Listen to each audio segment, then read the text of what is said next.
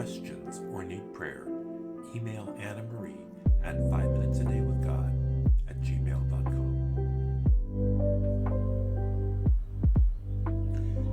Be sure to like and subscribe to our videos so that more people can hear the Word of God.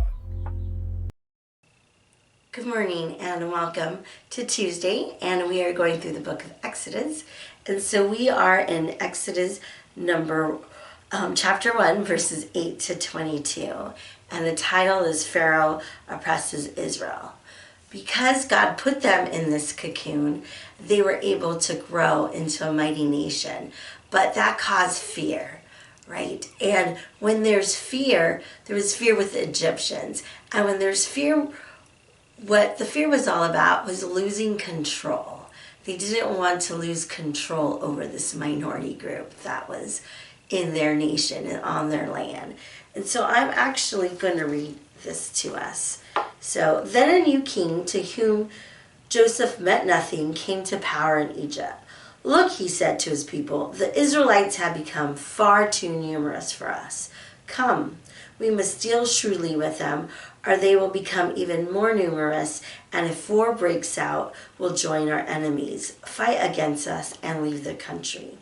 So they put slave masters over them to oppress them with forced labor, and they built Pithom and Ramesses as store cities for Pharaoh. But the more they were oppressed, the more they multiplied and spread. So the Egyptians came to dread the Israelites and worked them ruthlessly. They made their lives bitter with harsh labor in brick and mortar, with all kinds of work in the fields. In all their harsh labor, the Egyptians worked them ruthlessly. The king of Egypt said to Hebrew midwives, whose names were Shiphrah and Puah, when you are helping the Hebrew women during childbirth on the delivery stool, if you see that the baby is a boy, kill him, but it is a girl, let her live. The midwives, however, feared God and did not do what the king of Egypt had told them to do. They let the boys live. Then the king of Egypt summoned the midwives and asked them, why have you done this? Why have you let the boys live? The midwives answered Pharaoh, the Hebrew women are not like the Egyptian women. They are vigorous and give birth before the midwives come. So God was kind to the midwives, and the people increased and became even more numerous. And because the midwives feared God, he gave them families of their own. Then Pharaoh gave this order to all his people, every Hebrew boy that is born you must throw into the Nile, but let every girl live.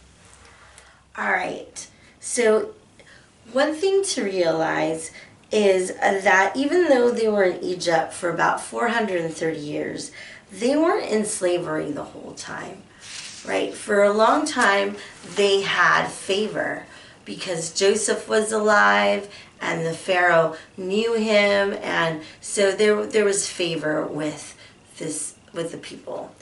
And so scholars believe that slavery lasted somewhere between 134 to 284 years. So it was a big chunk of time, but it wasn't the entire 430.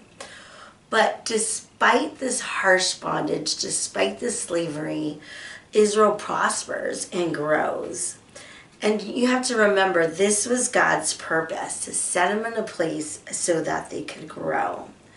And so God's purpose continued. So even though the wickedness of the Egyptians could hurt the children of Israel, right? They hurt them through slavery, right? It could never defeat God's plans for them. So think about that for a moment. God's plan is for them to grow and to multiply.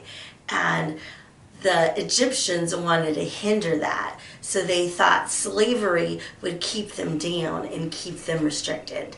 But God's plan is not to be thwarted. It's not to be stopped. And so then the king commanded to kill all male babies. And so what this was to weaken and destroy the people of Israel within a generation, right? If it weakens the people within a whole generation, then you can keep the line from multiplying. And so that's the purpose that the king wanted to do. But the midwives feared God, and more than they feared the king. And so that's also beautiful too, to think about. The midwives weren't going to be committing murder. And there was probably truth in what they said as well. That by the time they got there, maybe the babies were already born. And so they didn't want to kill the boys. But then, so Pharaoh had this next thing. Okay, as soon as they're born, what you need to do is you need to throw them into the Nile. But what I want you to see here is the method that Pharaoh commanded for death will become the provision for the deliverer of Israel, right? This is a method that Pharaoh demanded, and for him it was going to be resulted in all these babies drowning in the Nile. But for one baby, it was going to be deliverance. And so we'll see the beauty that God uses this horrific command to throw the male babies into the river, but God is going to use it for good and to bring the deliverer out of this situation. So have a good day, and we'll see you tomorrow. And remember, 5 minutes a day in the Word can change your life.